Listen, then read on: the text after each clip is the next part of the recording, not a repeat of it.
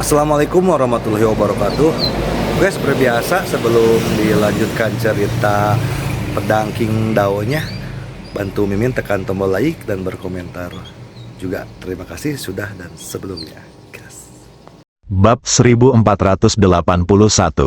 Seorang Wushen. Sementara keduanya mengobrol, pertempuran di kejauhan masih berlangsung. Ye Qingqing telah melepaskan api sejatinya, dan setiap pedang semakin ganas dari sebelumnya, dan wilayah ini telah hancur total. Kekuatan terlarang misterius di tempat ini tidak dapat lagi menahan kekuatan Ye Qingqing dan pemilik Dao Pen. Meskipun demikian, aula itu masih utuh dan berdiri di sana. Bahkan ketika kekuatan Ye Qingqing dan pemilik Dao Pen menyebar di sana, itu tidak dapat melukainya sedikit pun. Ye Guan tak dapat menahan diri untuk melirik ke arah aula, dengan sedikit kekhawatiran di matanya. Karena dewa-dewa lama masih ada di dalam, tetapi intuisinya mengatakan bahwa dewa-dewa lama akan baik-baik saja. Ia mencoba menyelidiki dengan indera spiritualnya, namun indera spiritualnya menghilang tanpa jejak sebelum mendekati area tersebut. Oleh karena itu, dia tidak tahu apapun tentang situasi terkini di dalam. Ye Guan sebenarnya agak penasaran, karena sekarang dia menemukan bahwa dewa tua ini tampak agak misterius. Setelah merenung sejenak, dia menarik pandangannya dan melihat ke area pertempuran di kejauhan.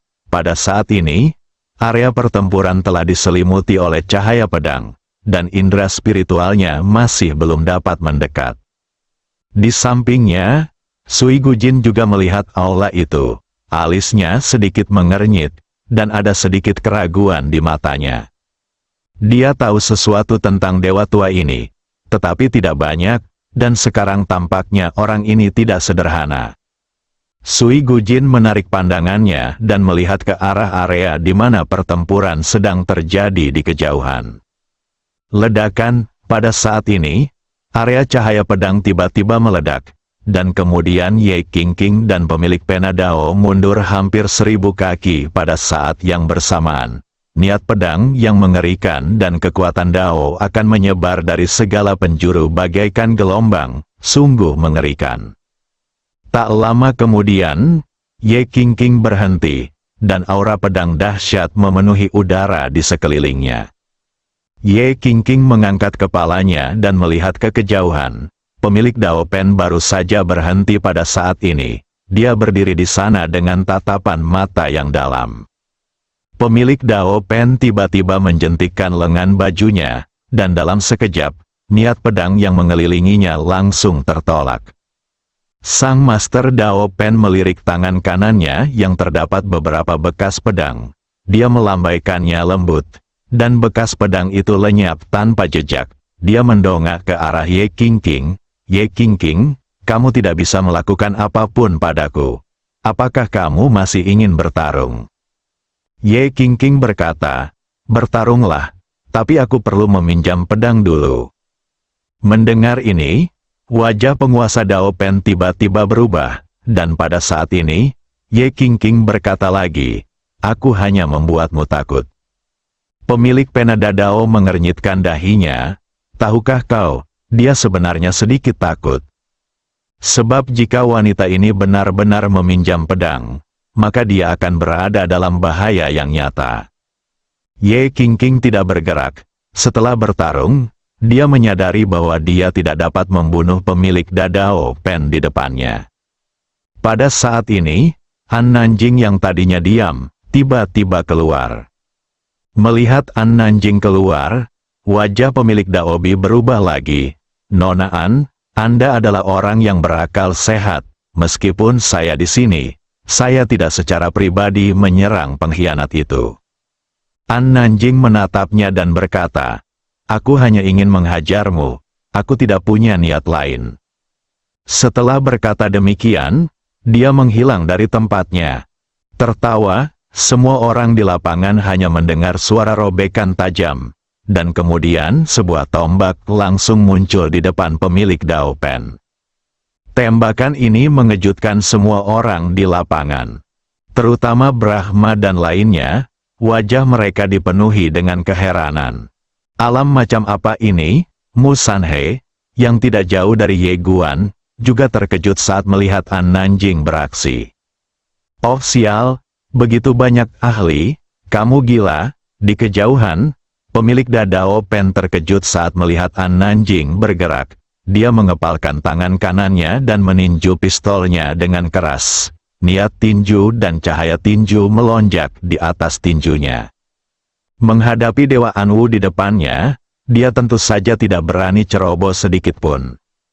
Ledakan, tembakan ini menembus dengan dahsyat niat tinju dan cahaya tinju pemilik Dao Pen. Kekuatan dahsyat itu langsung menghancurkan niat tinju dan cahaya tinju pemilik Dao Pen. Pada saat yang sama, pemilik Dao Pen mundur dengan keras, dan begitu dia berhenti, tembakan lain datang padanya dengan ganas. Tembakan ini beberapa kali lebih kuat daripada tembakan sebelumnya. Hanya saja, kekuatan yang dikeluarkan oleh senjata itu sudah cukup untuk mencekik semua orang di lapangan. Tembak, teknik senjata terhebat, wajah pemilik Dao Pen tiba-tiba menjadi gelap, dan dia perlahan mengepalkan tangan kanannya. Dalam sekejap, rune Dao emas tiba-tiba muncul di sekelilingnya. Dengan munculnya rune Dao emas ini, wilayah yang awalnya hancur sebenarnya kembali normal sedikit demi sedikit. Semua orang tercengang, apa yang sedang terjadi? Akan tetapi, saat tembakan itu sampai ke pemilik pena Dadao, hal itu menjadi ilusi. Bidikan ini tidak lagi berada di ruang dan waktu ini. Tetapi pada saat ini, An Nanjing tiba-tiba mengayunkan tombaknya. Klik! Semua orang tiba-tiba mendengar serangkaian suara pecah yang dahsyat. Di bawah tatapan semua orang, mereka melihat bahwa ruang dan waktu di area tempat pemilik Dao Pen berada mulai hancur sedikit demi sedikit, seperti cermin yang retak, yang sangat aneh. Pada saat ini, pemilik Dao Pen tiba-tiba mengulurkan tangan kanannya ke depan, dan ribuan rune cahaya keemasan keluar dari tinjunya. Kedua kekuatan dahsyat itu bertabrakan satu sama lain seperti dua gunung berapi yang meletus. Ledakan, alam yang tadinya diperbaiki runtuh dengan suara keras, dan segalanya menjadi gelap gulita. Pada saat yang sama, kedua kekuatan itu menyapu dan mengejutkan sebagian besar orang di tempat kejadian, memaksa mereka mundur dengan keras. Ye Guan dan Suai Gujin tidak mundur karena Arya berdiri di depan mereka. Melihat Arya dengan mudah menahan sisa kekuatan itu, sedikit keterkejutan terpancar di mata Sui Gujin. Melihat tatapan Sui Gujin, Arya menatapnya dan berkata, "Lahirkan bayinya, Xiao Bai, dan aku akan membantumu merawatnya di masa depan." Ye Guan hendak berbicara, tetapi Sui Gujin berkata, "Baiklah." Ekspresi Ye Guan tiba-tiba membeku. Selesai. Biarkan Arya dan Xiao Bai yang mengurusnya. Keduanya bahkan kurang bisa diandalkan dibandingkan Tuan Ta. Mendengar apa yang dikatakan Sui Gujin, Arya langsung tertawa, dan Xiao Bai juga tersenyum dan melambaikan kaki kecilnya. Sui Gujin memandang Arya dan Xiao Bai di depannya, dan senyum menyentuh muncul di wajahnya. Meskipun kedua anak kecil di hadapannya tampak tidak bisa diandalkan, ia tahu bahwa jika anaknya bisa mengikuti kedua anak kecil ini, itu pasti akan menjadi berkat yang besar. Dia tidak pernah berpikir untuk membiarkan anak itu mewarisi alam semesta Guangxuan atau sesuatu seperti itu, karena itu adalah pusaran besar, dan terperangkap di dalamnya hanya akan menyebabkan sebab dan akibat serta masalah yang tidak ada habisnya, dan itu belum tentu menjadi berkah yang besar. Namun dengan adanya dua orang kecil ini di hadapannya, tidak peduli siapa yang menjadi dekan Guangxuan Universe di masa mendatang, dia tidak akan bisa menindas anak dalam perutnya. Meskipun mereka hanya berhubungan sebentar saja, melihat sikap Ye Guan terhadap kedua orang kecil ini, Sui Gujin sudah mengerti status kedua orang kecil ini di keluarga Yang. Wah, pada saat ini, suara teredam yang besar tiba-tiba bergema dari antara langit dan bumi. Sugujin menoleh dan melihat pemilik pena Dadao di kejauhan sedang ditebas oleh tombak dan dipaksa mundur dengan kasar. Setelah mundur 1000 kaki, pemilik Dao Pen akhirnya berhenti. Begitu dia berhenti, seberkas cahaya senjata lainnya datang dengan ganas ke arahnya, dan rune Dao emas di sekitar tubuhnya langsung dihancurkan oleh kekuatan senjata tersebut.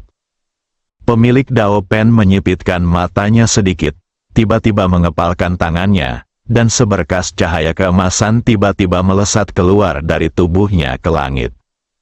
Ledakan, An Nanjing mundur ke posisi semula. Dia menghentakkan kaki pelan di udara dengan tombak di tangannya, lalu kekuatan tombak yang tak terlihat menyapu dan menuju langsung ke arah berkas cahaya keemasan itu. Pemilik Dao Pen melayangkan pukulan dahsyat, dan berkas cahaya tiba-tiba mengembun di tinjunya. Pukulan ini menghentikan senjata An Nanjing di tempatnya. Penindasan jalan raya, namun dalam sekejap, cahaya tombak jenis baru tiba-tiba meledak dari tombak An Nanjing. Hanya dalam sekejap, hal itu melawan tren dan menghambat jalannya. Sang Master Dao Pen mundur ribuan kaki. Dia melirik lengan kanannya yang retak dan menatap An Nanjing di kejauhan dengan sedikit terkejut. Kamu akhirnya mulai mengambil langkah itu. An Nanjing menatapnya dengan acuh tak acuh tanpa mengatakan apapun. Master Dao Pen menatap An Nanjing, dan tiba-tiba tertawa. Sungguh An Wushen yang hebat. Aku tidak menyangka bahwa kau adalah orang yang telah diremehkan selama bertahun-tahun. Luar biasa. Sangat luar biasa. An Nanjing tidak mengatakan apa-apa. Tombak di tangannya tiba-tiba melayang dan langsung menuju ke arah pemilik pena Dadao. Pemilik Dao Pen tertawa, dan dengan jentikan jarinya, seberkas cahaya hitam dan putih menghentikan pistol itu di tempatnya. Tetapi pada saat ini, An Nanjing telah menghilang dari tempat itu.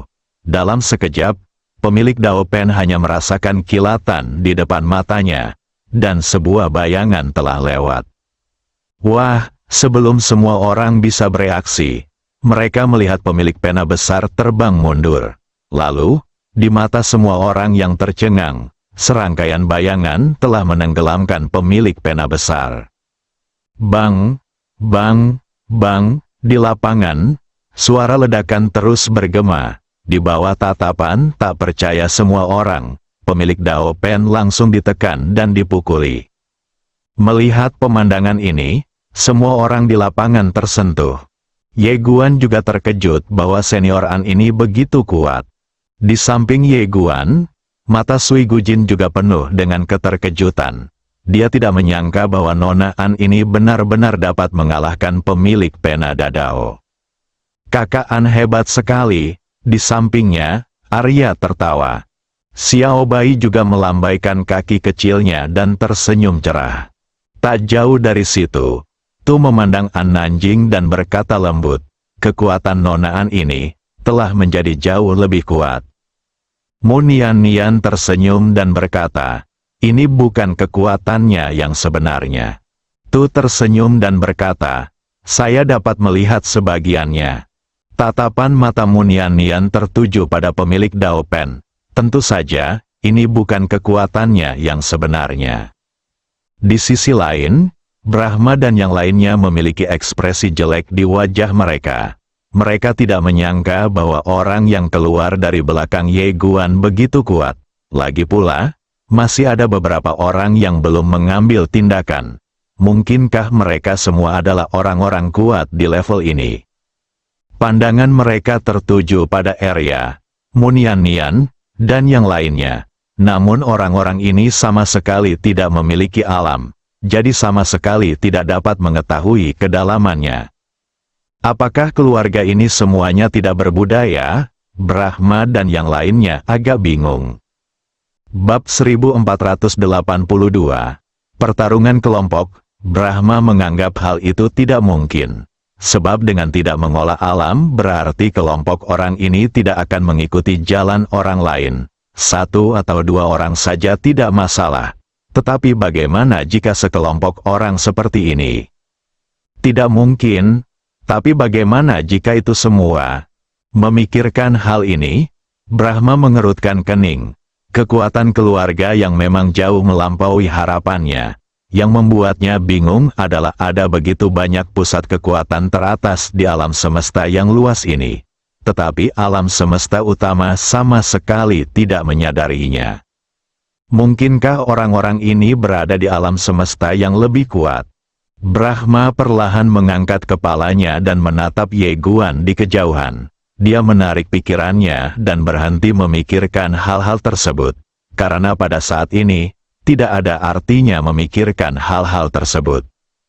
Tinju menentukan segalanya, hari ini adalah pertarungan hidup dan mati. Di kejauhan, pertempuran antara An Nanjing dan pemilik Dao Pen menjadi semakin intens. An Nanjing secara langsung menekan pemilik Dao Pen. Pada saat ini, setiap pukulan dan setiap senjata An Nanjing telah mencapai titik ekstrim. Seni bela diri ekstrim ini benar-benar menyesakkan. Orang biasa akan runtuh di bawah tekanan seni bela diri yang terus-menerus, tetapi pemilik Dao Pen berhasil bertahan. Dao pemilik Dao Pen adalah Dao yang melampaui Dao. Berbeda dengan Dao semua orang di sini. Lagi pula, itu adalah Dao yang belum pernah dilihat oleh siapapun. Dia mengandalkan Dao ini untuk menahan penindasan An Nanjing yang mengerikan. Ye Guan menatap pemilik pena Dadao dengan ekspresi serius. Dia tahu bahwa pemilik pena Dadao di depannya bukanlah orang sungguhan, melainkan hanya tiruan. Akan tetapi, klon seperti itu pun begitu kuat hingga menakutkan. Terlebih lagi, pemilik pena Dao ini tidak tahu berapa banyak klon seperti itu yang dimilikinya. Orang ini sungguh menyembunyikan sesuatu, ledakan. Pada saat ini, dengan suara gemuruh yang keras, ruang dan waktu yang gelap di kejauhan tiba-tiba runtuh, dan pemilik pena Dao langsung terlempar ke ruang dan waktu yang aneh. Kosongkan ruang dan waktu, di lapangan, Dao Xiao dan yang lainnya semuanya terkejut. Kok pemilik Dao Pen tiba-tiba masuk ke dalam ruang dan waktu virtual? Semua orang melihat ke arah depan aula. Area ruang waktu di depan aula juga merupakan ruang waktu virtual. Keduanya persis sama. Mungkinkah ruang dan waktu virtual ini tidak diciptakan oleh pria aneh itu? Ye Guan juga mengerutkan kening. Dia merasakan dua waktu dan ruang virtual. Hanya ada satu perbedaan antara keduanya, yakni, yang satu berada di bawah ruang dan waktu yang tak terhitung banyaknya, dan yang satu lagi berada di atas ruang dan waktu yang tak terhitung banyaknya, bagaikan yang satu berada di bawah air dan yang satu lagi berada di permukaan air. Waktu dan ruang virtual di depan aula berada di permukaan air dan dapat dilihat dan digunakan oleh orang-orang. Namun, waktu dan ruang virtual tempat pemilik Dao Pen saat ini berada di bawah air. Itu hanya dapat dilihat dengan kekuatan khusus yang mematahkan belenggu yang tak terhitung jumlahnya. Ye Guan memperhatikan aula itu dalam-dalam. Meskipun ruang dan waktu virtual ini tidak diciptakan oleh pria aneh itu, pihak lain mampu memindahkannya dari dasar air dan membiarkan orang mempraktikannya. Ini tentu saja merupakan hal yang sangat menakutkan. Lagi pula, kemungkinan besar pihak lain hanya melakukannya dengan santai. Dalam ruang dan waktu virtual itu, pemilik Dao Pen menatap tangannya. Tangannya penuh dengan retakan yang tersisa dari pertempuran dengan An Nanjing tadi.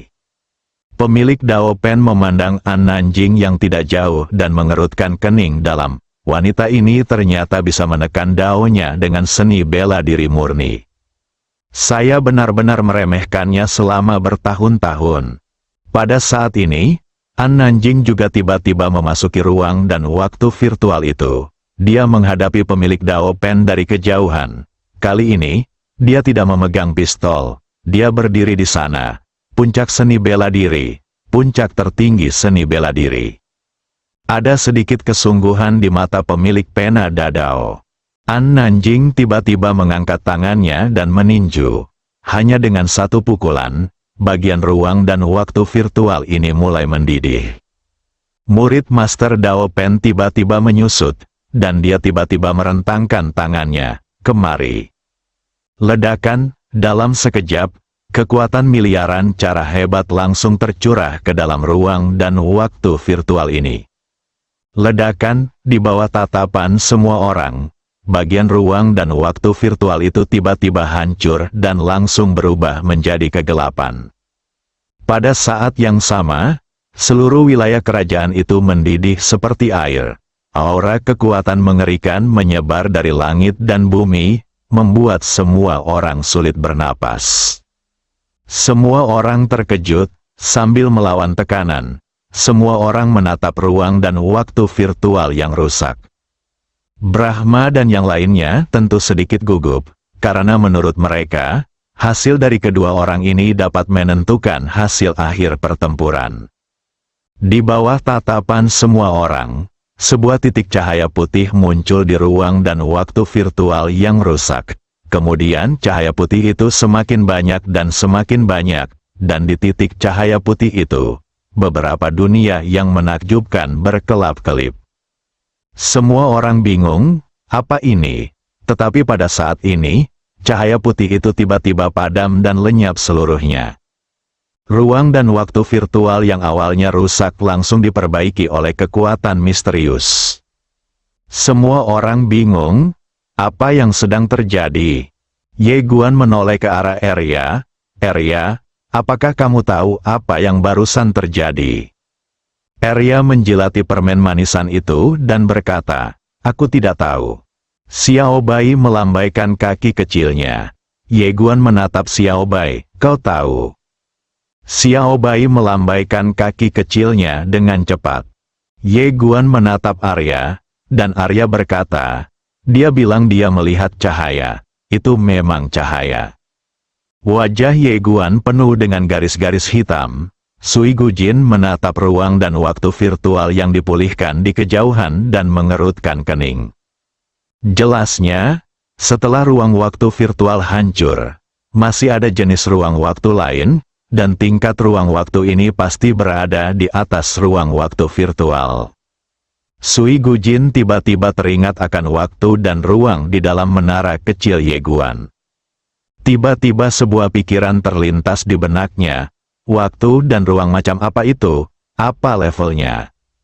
Dalam waktu dan ruang virtual yang telah diperbaiki, An Nanjing dan pemilik Dao Pen saling berhadapan dari kejauhan. Pemilik Dao Pen memiliki ekspresi yang sangat tidak senang di wajahnya.